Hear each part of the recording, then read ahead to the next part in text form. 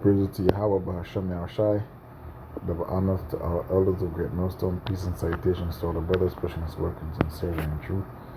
It's your brother to mine from James Toronto coming at you with another video. So check this out. This video is going to be named or titled, "The Lord Always Hated Esau." Right? The Lord always hated Esau. So it says here, this is Genesis 3, and this is my favorite topic. Right now, the serpent was more subtle than any beast of the field. Right? So this is a nation of people. You know, you can say these were Edomites back then. Right?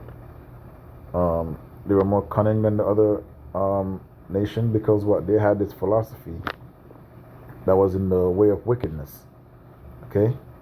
The chosen people back then, the Adamites, right? They were living in the way of righteousness, right? And this specific nation of people, they were into that witchcraft. They were into the arts, you know. And you know, once you see a nation of people, you know, doing the opposite of what you're doing, you're gonna be intrigued, especially if it's lawless, right? And he said unto the woman, "Yeah, hath Yahweh said, ye shall not eat of every tree of the field of the garden," right? And the woman said unto the serpent, "We may eat from the tree of the garden, trees of the garden, but of the tree, so that's about the fruit of the tree which is in the midst of the garden," right? Which is them, these damn devils, right? Yahweh had said, "Ye shall not eat of it, neither shall ye touch it, lest ye die." And the serpent said unto the woman, "You shall not surely die." Right? For Yahweh doth know that in the day you eat thereof, which is their philosophy, taking their ways, right? Then your eyes shall be open, and you shall be as gods, knowing good and evil. Right? And that's what we're learning right now, evil. Right? We knew good back then we broke the covenant back then, and falling into the ways of the other nations, start worshiping their gods. And that's what happened. Okay, so you know what happened. She gave it to her husband. She brought the philosophy back to, you know, to her husband, which represents the, you know, Eve represents the church, you know, of Yahweh Shemel Shai, where he usually, you know, even now, here there's a church that's building, the spiritual church, right? Back then, you know, because the Israelites, the men, were known as his husband. They're still known as his wife. Sorry, the Lord is known as the groom. Okay, we're known as his wife, right? So it's the same thing back then. Okay, and the Lord Yahweh, right, the Most High Himself, said unto the serpent. So this is him getting cursed, because thou hast done this. Thou art cursed above all cattle and above every beast of the field. So this represents the other nations. Okay, the beasts of the field, which represents the other nation, because they're known as cattle as well, right? So this not talking about like, you know, like goats and all that stuff. These other nations are beasts, and you know, when you go back to Genesis, Ecclesiastes 3:18, that's a precept to this, that nations that doesn't have the law, statutes, and commandments are considered beasts, right? And when an Israelite wanders out of the way and starts being like these other nations, then he's like a beast, right? A man that wanders out of the congregation of the Lord is in the congregation of the dead, roughly paraphrasing. And above every beast of the field, upon thy belly thou shalt go. That's his punishment, right? And dust shalt thou eat all the days of thy life, right? So what happened? He was pushed into obscurity. Okay, Esau, Edom, in the form of the serpent, which is just a characteristic of a man and a nation, right? They were pushed into obscurity, right? And I will put enmity between thee and the woman, and between thy seed and her seed. It shall bruise thy head, and thou shalt bruise his heel. And you see this play out in the Roman Empire. You see this play out now, right?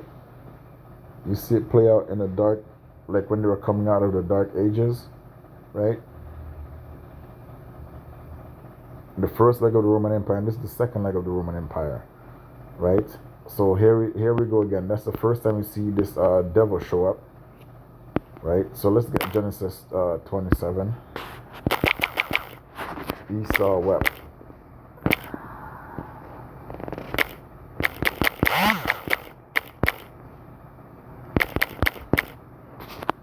So that's the Lord cursing him, right? So let me get Hebrews 12 and 17.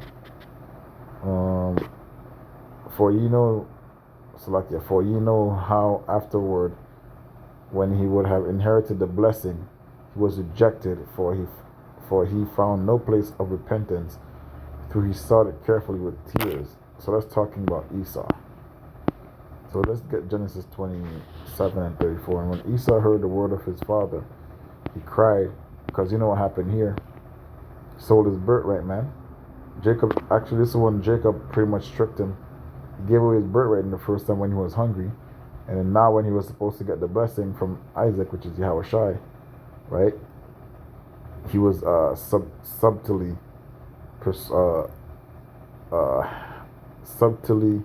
tricked out of the blessing, but that was through his spirit. That was supposed to happen. And he cried with a great and exceeding bitter cry, and said unto his father, bless me, even me also. But he had already blessed Jacob, give him the kingdom of heaven, O my father. And he said, thy brother came with subtlety, and had taken thy blessing. And he said, it is not he rightly named Jacob, or Jacob, which is supplanter, for he had supplanted me these 2 times. He took away my birthright, which he sold away his birthright, right? Because he was hungry. And behold, now he had taken away my blessing. So the Lord did that, put that spirit on him for him to not be disciplined, right? And this is a prince. These two are 2 princes. This nigga was hungry, right? You could have easily come home and gotten something to you, but the Lord put that spirit on him because the Lord hated him, right? And he said, hast thou not reserved a blessing for me? And Isaac answered unto Esau, behold, I have made him thy Lord, right? His ruler, man. 12 tribes of Israel, you know, and the kingdom of heaven, and the one that the Lord is dealing with, right? And all his brethren have I given him for servants, and with corn and wine have I sustained thee. And what shall I do now unto thee, my son? Even and Esau said unto his father, hast thou but a blessing, one blessing, my father? Bless me, even me also, O my father. And Esau lifted up his voice and wept. And you know what happened after that, right? So the Lord, let me drop down to that's his blessing right here. So let me drop down to 40 and by the sword thou shalt live, and shalt serve thy brother, and it shall come to pass when thou shalt have the dominion, thou shalt break his yoke from off his neck. Okay, so that's another example of the Lord putting Esau under Jacob. The first example was when he was in the garden, right? The Lord pushed him up in the cave, Salakia. The Lord vanished him up into obscurity, Salakia. Slip of the tongue. Okay? And then now, let's get Job 30.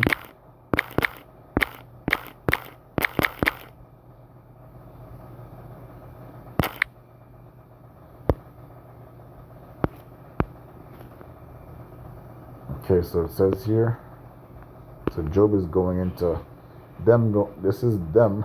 Job is a representation of Israel, right? So this is these Edomites again.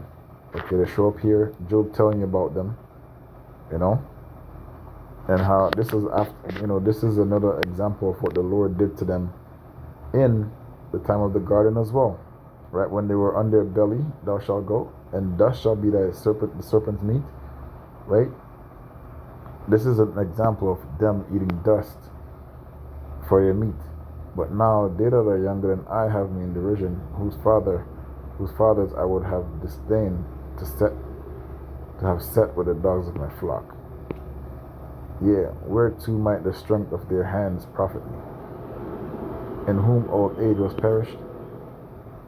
Yet for want and famine they were solitary, fleeing into the wilderness in former time and desolate and waste.